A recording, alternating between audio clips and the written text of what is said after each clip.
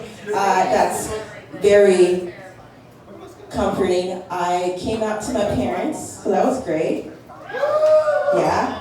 Of course, my mom was very, very disappointed in that, unfortunately, because she's incredibly conservative. Actually, when I told her that I was bisexual, or she said that I'd rather you be with 50 men than for you to be with one woman. Yeah, she really said that. And then I said, I already did that. Are you proud? And she was not happy when I said that. She's not very happy when I said that. Like I said, I grew up in like a very conservative, very like Christian household. Like we would go to church like 3 times in a Sunday, like for like 7 a.m. to like 7 p.m. all the time. Not very great. One thing that I think was really great about church is I learned about lesbian sex. There's actually a pastor that was there, and he gave a talk. He was like, I'm Haitian, so I'm gonna do an accent, so I'm sorry if it's offensive. It is. So the pastor, he was like, the women, they get the fake penis, and they put it inside of each other. And I was like 12. And so I got my Bible out and I started writing that down. I was like, okay, very good. I learned a lot. It's ironic that he was so anti-gay sex when he got caught having sex with a 16-year-old. That actually happened. Not funny rape joke, I will write that. But yeah, things have not been super great with my family, but I'm trying all the time. I'm trying to get closer to them. Unfortunately, my dad recently died from COVID. It was a couple months ago, so it was very heartbreaking, really sad, that someone lost their life due to a senseless disease. So the first thing I thought about was, how was I going to deal with my grief? And I was like, suck dick. Because, wait, hear me out. It's hard to be sad when you're going, right? You can't be sad.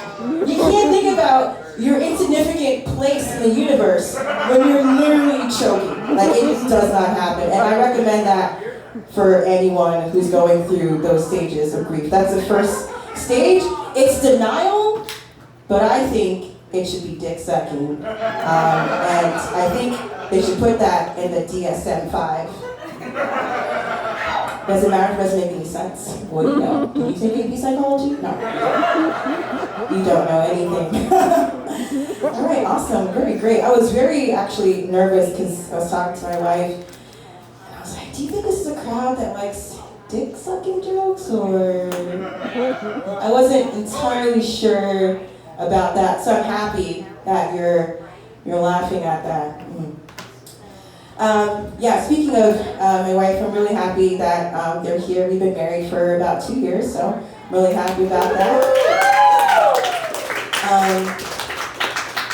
We're trying to have a baby. Unfortunately, we're poor. So we're going to do it the way God intended it, which is by being raw dogged.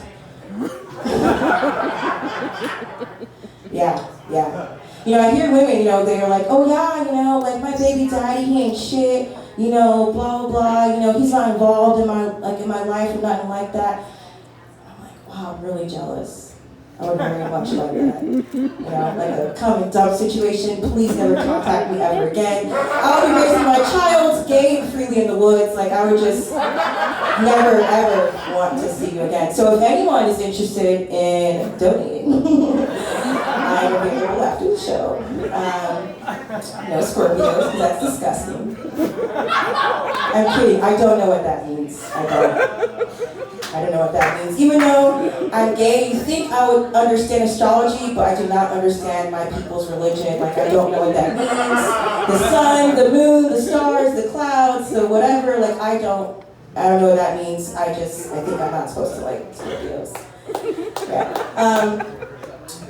But yeah, I'm really happy to be with my wife. We're, like I said, we've been married for 2 years, and I feel so lucky because I have someone that is so understanding and is able to indulge in some of the things I'm interested in, like cooking and listening to me talk on and on about obscure things like billing codes, and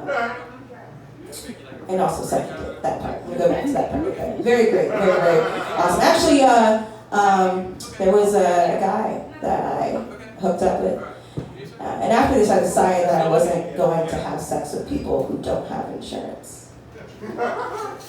Because they don't have health care. So if something happens, like, you know, I'm trying to get intimate or whatever, right? And then nothing happens. You know what I'm talking about? Erectile dysfunction.